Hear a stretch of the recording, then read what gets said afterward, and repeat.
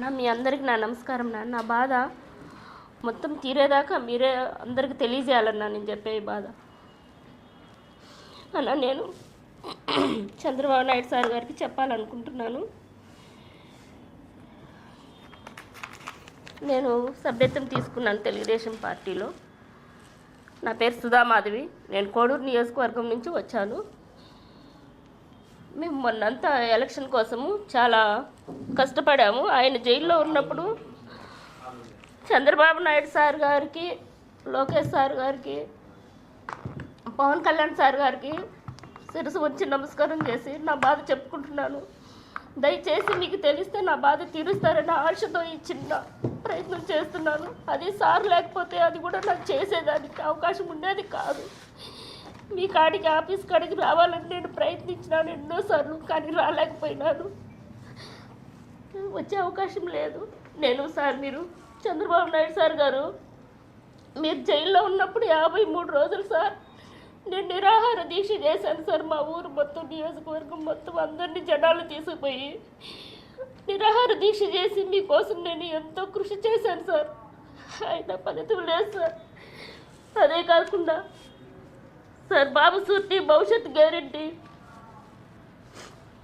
Super 6 అన్నీ కూడా నేను పల్లెకు సార్ చలనక ఎండనక వాననక 4-5 కార్లు జీవులు పెట్టుకొని ప్రతి పల్లికి అడవిలోకి కూడా పోయి సార్ మీకు జరిగిన అన్యాయం ఇంటికి పోయి చెప్పాను సార్. సార్ మనం ఎట్ట తిరిగి గెలిపించుకోవాలా, సార్ జైల్లో నుంచి బయటికి రావాలంటే మనమందరం ఓటేసి సార్ని గెలిపించుకొని మనం బయటికి తెచ్చుకోవాలని ప్రతి ఒక్క ఇంటికి పోయి సార్ తెల్లవారుజామున మళ్ళీ వాళ్ళ పనులకు పోతారని అన్ని ప్రోగ్రాములు చేశాను సార్. నేను మాకు టికెట్ ఇస్తారని తెలుసుకున్న వేమన సతీష్ గారు సార్, వేమన సతీష్ గారు మేము ఇవన్నీ చేస్తున్నాం కదా సార్, అవి తెలుసుకున్న వేమన సతీష్ గారు మా దగ్గరకు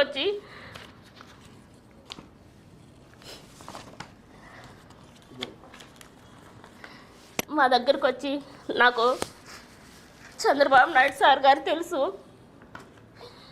లోకేష్ సార్ గారు తెలుసు,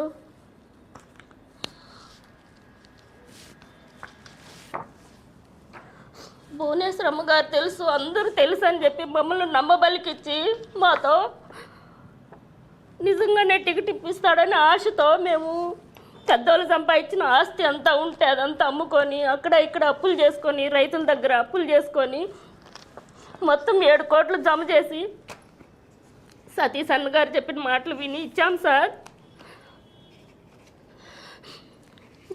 మేము చేసిన కష్టము కావాలంటే సార్ కోడూరు నియోజకవర్గం మొత్తం అడిగి కనుక్కోండి సార్.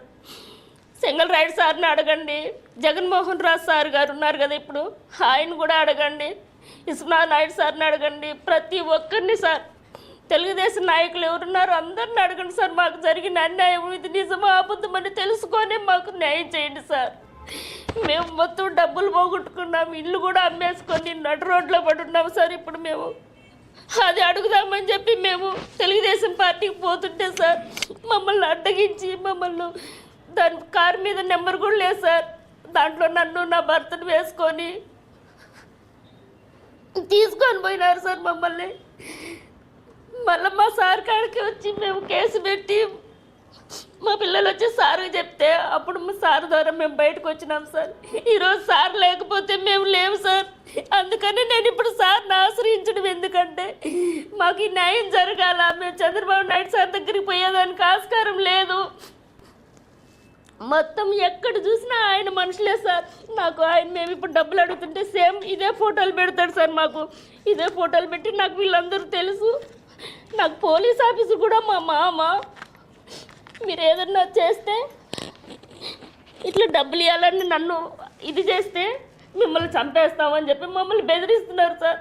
నేను నా పిల్లలు మేమంతా ఇంటి పట్టలు లేకుండా ఎక్కడో తల దాచుకుంటున్నాం సార్. దయచేసి మాకు న్యాయం చేయండి సార్. చంద్రబాబు నాయుడు సార్ గారు, పవన్ కళ్యాణ్ సార్ గారు, లోకేష్ సార్ గారు మాకు న్యాయం చేయండి సార్. ఈ సతీష్ అనే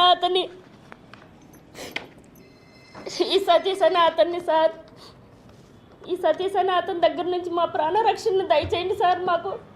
మా డబ్బులు మాకు ఇప్పిండి సార్. ఇంతకన్నా నేను ఏమీ చెప్పలేని స్థితిలో ఉన్నాను సార్. దయచేసి మాకు న్యాయం చేయండి సార్.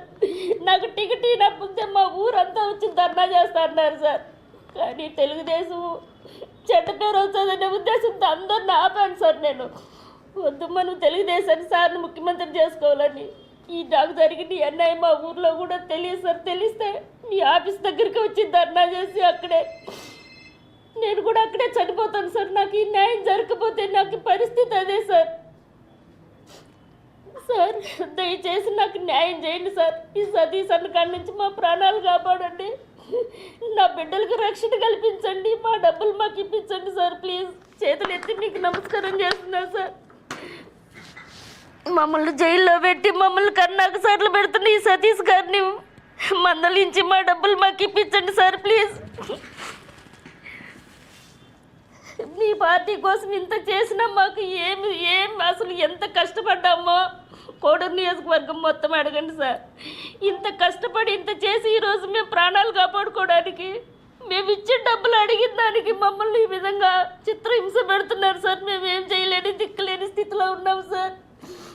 దయచేసి వీడియో మిత్రులందరూ అన్నగారు మీకు శిరసు ఉంచి నమస్కారం చేస్తున్నాను. ఈ వీడియో ప్రతి ఒక్కరికి చేరేటట్టుగా నాకు జరిగిన అన్యాయం ఏ కర్తకు జరగకుండా, ఏ నాయకులకు జరగకుండా, ఏ ఆడబిడ్డకు జరగకుండా దయచేసి మీరే దీన్ని నాకు న్యాయం చేసేట్టుగా చేస్తారని మీ పాదాలు పట్టుకొని అడుగుతున్నాను. అందులో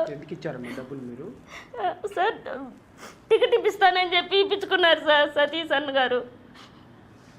ఇప్పుడు అడుగుతా అంటే సార్ ఫోన్లు చేస్తే రిప్లై ఇవ్వడం లేదు సార్. వాళ్ళ అనుచరులతో చంపేస్తాను అది ఇదని మమ్మల్ని బెదిరిస్తున్నారు సార్. క్యాష్ రూపంలో ఇచ్చామన్నా. మళ్ళీ 50 లక్షలు మాత్రం ఆయన ఏదో భూమి కొనుక్కుంటే ఆయనకు వాళ్ళ భూమి కొన్నదానికి డౌన్ పేమెంట్ వేయమంటే వేసామన్నా. 50 లక్షలు 50 లక్షలు వేసినట్టు ప్రూఫ్స్ ఉన్నాయి.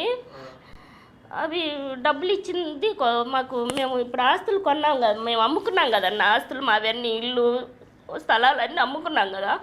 మేము అమ్ముకొని ఇచ్చిన డబ్బులు ఆ నెలలో మరో నెలలోనే అతను ఆస్తులు కొన్నాడు.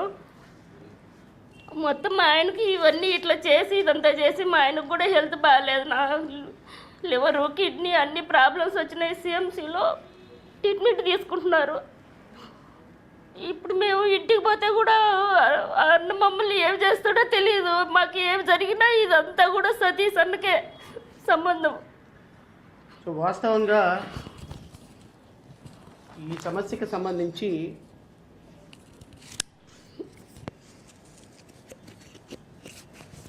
బాధితురాలు వాళ్ళు చెప్పిన, ఎందుకంటే వీళ్ళు నాకు ఎలక్షన్ ముందు నుంచి పరిచయం. సో ఎంక్వైరీ చేసుకున్న తర్వాత నాకు తెలిసింది ఏంటి అంటే, వీళ్ళు డబ్బులు ఇచ్చేటప్పుడు 2.5 కోట్లు డబ్బులు ఇచ్చేటప్పుడు ఏదైతే ఉందో అది వీడియోల రూపంలో వీళ్ళు తీశారు. ఆ వీడియో కూడా ఆవిడ ప్రెస్కి రిలీజ్ చేస్తుంది కాసేపు ఆగిన తర్వాత 50 లక్షల రూపాయలు అకౌంట్లో వేశారు. ఇంకొక 50 లక్షల రూపాయలు ఆయన ఎవరికైతే చెప్పారో వాళ్ళ అకౌంట్లో వేశారు. ఆయన పిఏకి కొంత డబ్బులు ఇచ్చేటప్పుడు వీడియో తీశారు. 1.5 కోట్ల వీడియో తీశారు.